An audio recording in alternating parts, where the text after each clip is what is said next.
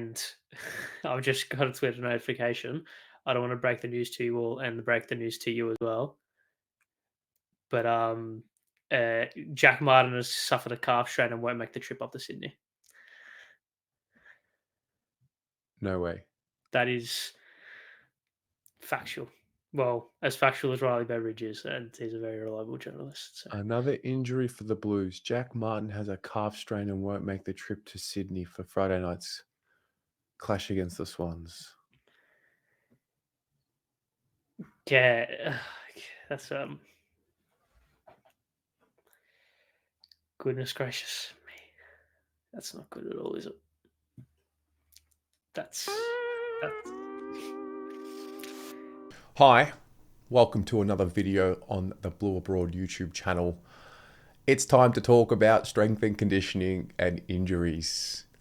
Making this video the morning after the unfortunate news that Jack Martin will be ruled out in round 10 with yet another calf strain ahead of what would have been his 150th game. And I guess when you look at the injury list now, it's getting to a point. I mean, it's been a topic of discussion for a long time, and it sways either way. I definitely have swayed either way with how much to focus on it, mostly because a lot of it is, first of all, out of our control in terms of what we know. And I think that's the second point too. There's so many variables that go into the health of the list that we're not aware of. Sleep, diet, recovery. And I guess that brings up a question. I mean, what is the balance of responsibility? You have every team has a high performance department. Ours is infamously headed by Andrew Russell.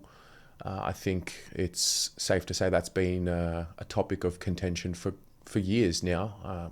He came to the club with a really high reputation, and you could make the case that the same players seemingly get very similar injuries. And I've always wondered how much is in the high performance department's control. I guess at the end of the day, there is an accountability. There is an oversight of the program and setting up the program. And yeah, I think it's time to open up the conversation a bit and get your thoughts on what's happening. I'm mindful of so much with this topic, and the reason why I say that is just because of what I said before. There's so much that we don't know. I don't know how much blame, if you want to call it, accountability should be placed on the individual. I mean, these are professional athletes. They take control of their bodies. I remember asking Travis Boak in 2018 in China. I remember asking him specifically, when do you go from doing everything that you're told based on what the club tells you to do and the high performance team tells you to do, and when do you take accountability for your own body and what makes your own body tick? And I remember him telling me pretty much after 5 or 6 seasons, you get a pretty good gauge on what you need to do to get your body right. So we unfortunately are seeing similar guys with similar injuries recurring over and over. I think over the last few weeks, the two in particular are Jack Martin, as we mentioned, and Adam Chera. So both, Chera did a hamstring, recovered, came back, did another hamstring. Jack Martin, had some knee issues in the preseason, another soft tissue, came back, played a game, and then obviously he's just done another one in training. So, I mean, from my perspective, like what can you do? Like what can you do? I found myself falling almost into defending the high performance team, not for any reason other than because my stance is the lack of knowledge part and the context behind what's happening part. So, for example, I mean, fortunately or unfortunately, I was at open training on Sunday. Now, if you watched the team show last night, you would have seen Ari and I on the show. I was actually sitting next to Ari. Hudson O'Keefe, who has just gone down with a high-grade hamstring strain. We saw it happen. They were going up for speckies on the mark, the big mark bag that they put on the back of someone, and he did it while doing that. So I mean, this is one player, and to be fair to Hudson, he's not a player that's regularly playing in the ones at the moment. And I guess you're looking at that moment and you're thinking, all right, let's isolate that for a minute. Should we be not practicing contested mark? Should we not be practicing speckies? Is that a high performance department issue? Is that squarely on Russell? And it's almost become this sensitive, taboo topic of, do you go there? Do you not go there? But I think questions about everyone, everywhere, anytime, they're fair and reasonable. I don't think it's unreasonable to ask the question as to what's happening with injuries. Why do we see double-digit figures in our injury list year after year? I don't think it's an unreasonable question to ask. What I also think is what I do think is unreasonable, I should say, is to think that the same questions aren't being asked internally. I mean, do we really believe that the club aren't asking those same questions internally? Do we really think that they don't have the same frustrations that we feel and the fans are feeling? I mean, we all want a premiership, no doubt about it. We all want the success for various reasons. I guess it depends how you look at it. There is a fear that I've noticed that, it could derail our season. I don't know. We're sitting 6-3 with an injury list. We've had a consistent injury list all year. We lose two of our first choice players in Doherty and Jack Silvani pretty much as the season starts. Sauce before the season starts, Doc in the first half of the first game. So straight off the bat, you're starting there. I think the frustration is the soft tissue. And then with that comes Pandora's box. Is it training loads? Is it the surface? Shout out to Faz. There's a multitude of things that we question. And the questions come because we don't have the information and we're not sure. So how do you counteract that? Is it reasonable to expect that we get a little bit more information from the club? Should we be chatting to Andrew Russell? Should we be getting a little bit more information? On the other end, if we were to get such information, would that just raise more questions and would that open more of a Pandora's box and a rabbit hole for criticism and frustration? At the end of the day, every single person who is talking about this topic, every single person wants the Carlton Football Club to win the premiership. No question about it. So I don't think there's a right or wrong question to ask. And I think questions have to be asked, and that's the nature of the beast, and they will be asked. But I think when we think about things practically speaking, I think the emotions can sometimes take over. I mean, look at me last night. It's out of our control. Just got to move forward. Squad mentality. Next man up. Next man up. Ashton so Moyer. Annoying. It's so annoying, man. Seriously, it's so annoying. Ashton Moyer? Is that where we're going with? I guess. Yeah. I mean... Throw in the deep end. Sink or swim type shit. Oh, really? Like, fuck, man. Yeah, that's that timing is comical. It's real David Brent office sort of timing, isn't it? The comedic timing couldn't be better.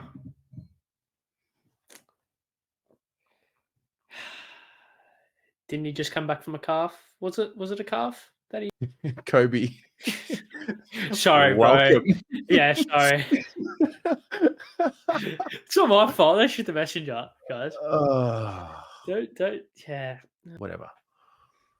Yeah, but this is adaptability. No, it's bullshit, Ari. That's what it is, Ari. You got to adapt. We have to adapt. You have to adapt. I have to adapt on the fly doing the show.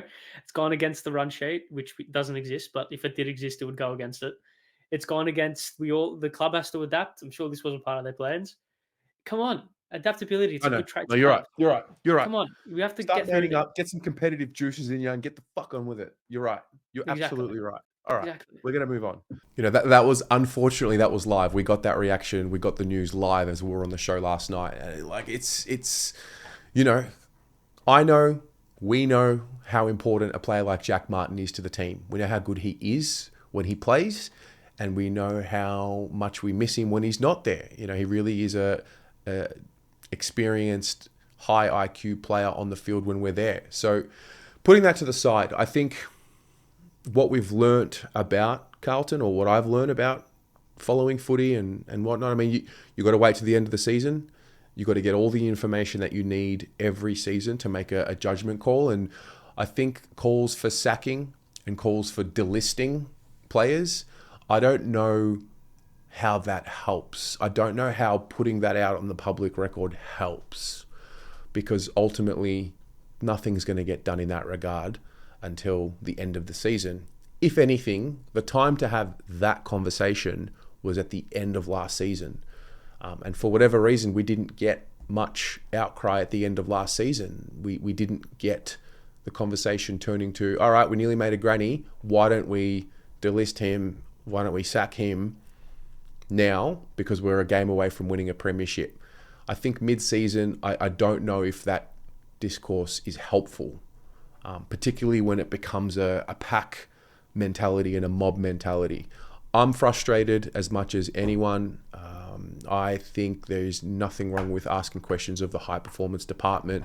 Sometimes the silence can frustrate me too. I would like to be educated a little bit more.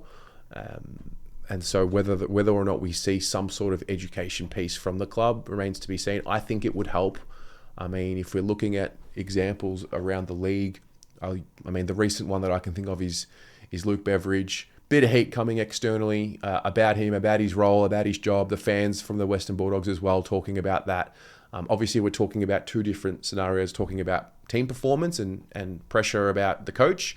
And here we're talking about injuries and pressure on the strength and conditioning team. So he goes on 360 on Monday, talks really candidly about his position, what he wants to do, and whether or not, if a time comes and the board at the Dogs decide that it's time for him to go, he will go. And I actually think that was a helpful conversation. I'm not a Doggy supporter, but I don't know if any Doggy supporters are watching this, but I found that to be a helpful conversation. I would love for something for us to do if we could maybe list questions, we can put them in the comments and send them to the club and maybe get some answers, and I can do like a follow-up video on this.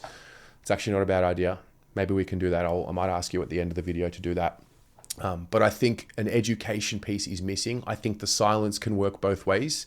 Sometimes you've got to batten down the hatches, get to work, shut up, get the job done, and then get the results back on the board. Fortunately for us, we are in a winning position, 6-3 right now. We've played really good teams. We've played the best teams in the competition with injuries. It happened last year. Chera Walsh were out for a big part of that run towards the back end of last year. Harry missed a few games as well. So the other side to the equation is, there is the fear of injuries derailing a season, but at the same time, there is also the opportunity for who would come in and who gets to play and showcase what they're about when these players are back, and then all of a sudden you have a bit of a selection headache. The examples I think of straight off the top of my head, I mean, I don't think we see Alex Chincotta if Zach Williams doesn't go down last year. In fact, I know we don't, because we picked him up after Zach Williams got injured. All of a sudden, he's a reliable piece on the list. I think Jordan Boyd is not dissimilar. I think Brody Kemp is not dissimilar. I think he was able to showcase what he did last year because we needed him to, and also because he was ready and is a talented player. I think Lockie Fogarty is one that comes to mind. And so there are probably others, but I haven't thought of them off the top of my head. What I've learned is you need a squad to win a flag. And how do you know what squad you have if it's not tested? I look at this as just yet another challenge. Said it in the preseason. I think all of us said it in the preseason. We are going to be tested. We are going to be challenged in a number of ways. That's the game. Whether it's form, whether it's injuries, whether it's suspensions, whether it's key moments in game, slipping up, Adelaide comes to mind. There are going to be these tests and challenges coming along the way. But what I've learned is how you deal with the challenges is more important than the challenges themselves. And I mean, that's probably a metaphor for life. Life isn't what happens to you, it's how you react to what happens to you. So I would love to have a little bit more education about what's going on. Can we get some context? Brian Cook spoke on radio a few weeks ago. It was asked a similar question, I guess, and the rhetoric there was, they're looking into it. They can't find the root cause. It might be a resilience issue with some of the players and their bodies. Read into that as you may. I think the fact that we are hearing rumors about a guy like Will Hayward, for example, and an offer that's been tabled to him, probably suggests that they're planning for something at the end of the year. But the reality is, right now, heading into round 10, this is who's there. We're going to see maybe Jackson Binns come in and play this week, potentially. We might see a bit of Ashton Moyer. These are opportunities that, let's be honest, maybe wouldn't have been there if it weren't for the injuries. That's not to say that I want injuries, but that is to say that I'm excited to see what the list is all about, because you find out who can play, you find out who's able and who's got the ability to withstand the rigors of the first choice team, and then you make adjustments in the off season when you can. So I don't know. For me, it's not panic. Panic is never the right answer. I think that's really important.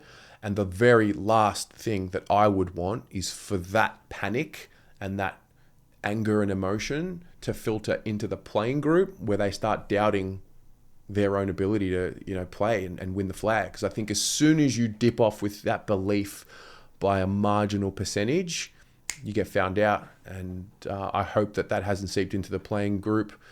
I think they've been through worse. I think the form issues that we had over the last few years were more of a challenge than injury issues, because at least now you've got injury issues, but you've got players that are still going to be able to play. So I think 3 seasons ago, if we have 13 or 14 on the injury list, whatever it is, then there's no chance that we're even competitive. Whereas now, we're showing that we can win games with a similar amount on the injury list. So as it stands right now, here is the updated injury list. It hasn't got Jack Martin on there. I guess we'll get an update onto his availability on the Tuesday. So, it's a calf. That's generally, what does that usually tell us? It's probably a 3 to 4 weeker, probably more to 4 weeks, because Jack Martin's got a history of them. Matt Carroll, groin, 2 to 4 weeks. He's probably not a guy that's ready to be playing anyway. Chera's obviously an important piece. That's a 3 to 4 week one. This is the second time he's done it. Cottrell, we got the stress fracture in the navicular, which is nasty. The first time we heard of that was when he put on a bit of weight, put on a bit of size at the end of the start of last year's preseason. He actually had the stress reaction as well. I do wonder if that's correlated. Dave Cunningham, another calf, 3 to 4 weeks. That might be the 6th or 7th time that we've seen that in his career. Sam Doherty, obviously, ACL. I don't know how you could blame any strength and conditioning high performance department on that. The reality is, when you do one ACL, you are susceptible to continue to do them. That's the unfortunate reality. Sam Durden with a concussion, 1 to 2 weeks. I don't know how we can be too mad about that. Lockie Fogarty, a wrist, 1 to 2 weeks. We all saw that happen. I don't think that's a strength and conditioning issue. That's just an unfortunate reality of the game. And the way that Lockie Fogarty plays, he's a very crash and bash, tackle, heavy kind of player, collision kind of player. Jesse Motlop, unfortunate, stubs his toe in the preseason against the D's. Hamstring. He's a week away. This is a burst player. This is a powerful athlete. Is he learning the ways of his body as well? How much is that proportionate accountability on Jesse and the conditioning department? Hudson O'Keefe, the hamstring, literally we saw it happen. He went up for the mark on the tackle on the mark bag, and it's just you have to laugh, because what are you going to do? I feel for him, because it's an awful way to do a hamstring, so innocuous, but what can you do? Pito, finger, happens in game. I don't think we can really talk too much about accountability on that one. Adam Sard, hamstring. He has done it a couple of times in his career. He'll be back in a week. Jack Silvani, preseason. He did mention about a partial tear in the ACL last year, if we remember that. So I wonder if that was linked, but he's not going to play. Zach Williams, glute. He's a guy that's been a little bit banged up this year, coming off his ACL. So I think out of all of those, I think Martin, Chera, Cottrell, maybe Jesse Motlop. You can ask the question, Sard, I don't know, do you ask the question about, hey, high performance team, what's going on? I don't know. I think it's just tough. It's so frustrating, but also it's so out of my control. So, how much can you focus on something that's out of your control? I think to suggest that it hasn't been reviewed, I had a few messages this week saying, why haven't the club reviewed the strength and conditioning department? Well, they did. If you remember 2021, the great review when we parted ways with David Teague, the whole club was reviewed. We went through that entire process. Strength and conditioning was there. Would like to hear from Brad Lloyd, head of the football department. Haven't heard from him in a while. Or Andrew. I think Andrew Russell. A conversation with Andrew Russell, I think, would be a really powerful conversation. I understand the sensitivity around it, and I understand the need to not add more stress to an environment, because ultimately you've learnt that with less stress you get more clarity in mind of what you need to do. But there is a frustration building in the fan base, and fair enough. Like, you know, we want a healthy list. We want to win a flag. We want to be successful. So I'm not panicking. I'm not down in the dumps. I have my mechanism to deal with the grief in all areas of Carlton, whether it's losses or injuries. You know, I spit the dummy, have a crack. I don't publish it, but I get angry, I get frustrated, and then you just got to get back to it. You got to get on with it, because it's like, how long can you bark about something that's out of your control before you realize you got to move on, and you know the next game comes around. So yeah, I guess my question to you watching is, if you could ask a question about this topic to the club, what would that question be? Detail it as much as you like, and you know, maybe we can get something back. I would love to have a conversation though. I think a conversation would be powerful, but we'll see how that one plays out. What are your thoughts? Share with us in the comments below. If you've got frustrations, please share with them, and we'll see where this conversation goes. Anyway, got a game Friday night. Sydney Swans still capable of winning. Still plenty on the park that can win that game on Friday. So we'll go there. See you soon. Go Blues. There's only one thing that can really brighten a moment, Harp. Pretty sure that Judd goal.